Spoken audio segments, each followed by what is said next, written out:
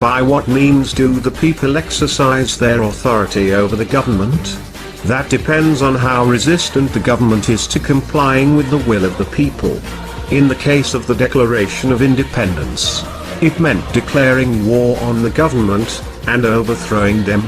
This is obviously a last resort, after taking other steps less harsh.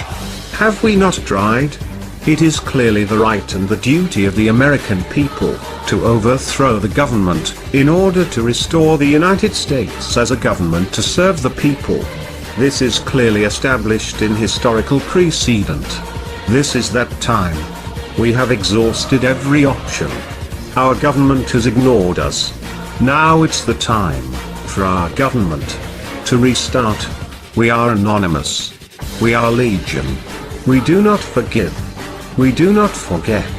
To the now corporate-controlled government, expect us. We are opposed around the world by a monolithic and ruthless conspiracy that relies primarily on covert means for expanding its sphere of influence. It is a system which has conscripted vast human and material resources into the building of a tightly knit, highly efficient machine that combines military, diplomatic, intelligence, economic, scientific, and political operations. Its preparations are concealed, not published.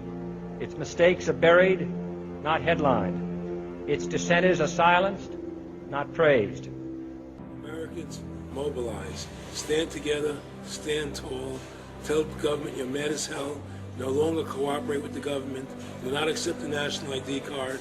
Do everything in your power to restore freedom and your individuality back to America.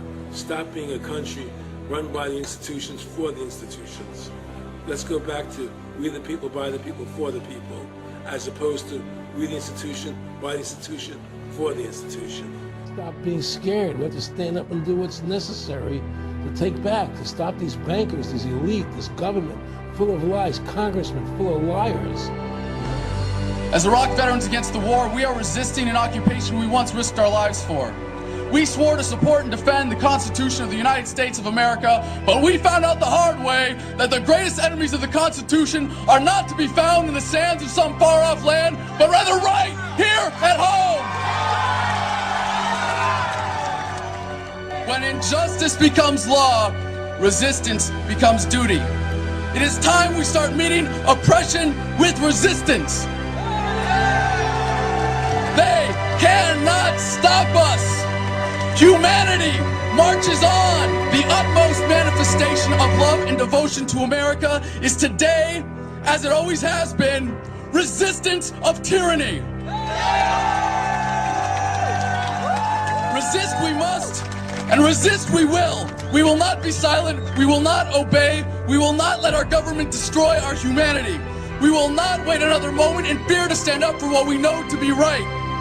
It is time we start meeting oppression with resistance. Northwoods, explain that really quick.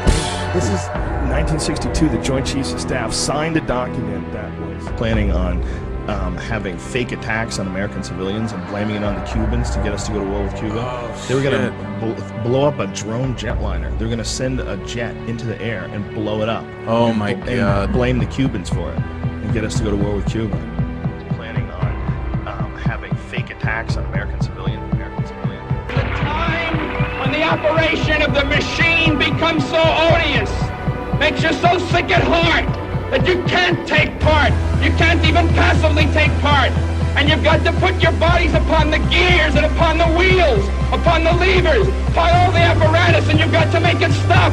And you've got to indicate to the people who run it, to the people who own it, that unless you're free, the machine will be prevented from working at all. I served with Kilo Company, 3rd Battalion, 8th Marines as an automatic machine gunner. There's a term, once a Marine, always a Marine, but there's also the term, eat the apple, F the core. I don't work for you no more.